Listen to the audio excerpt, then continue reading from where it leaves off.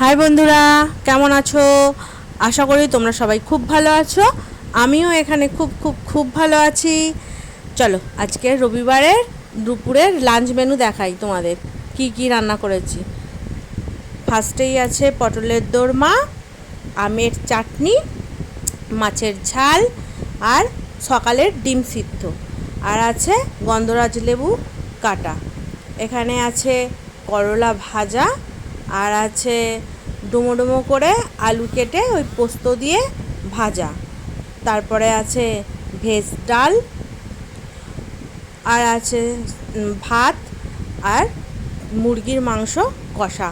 একদম কষা কষা করেই করেছি, বেশি ঝোল করিনি, কারণ ডাল করেছি তো ওই জন্য আর ঝোলটা করিনি, বেশি কষা কষা করেই করেছি। চলো, এই তো হলো আজকে আমাদের রবিবারের দুপুরের লাঞ্চ মেনু। ভালো লাগলে অবশ্যই কমেন্ট করে জানিও। ওকে, বাই, টাটা।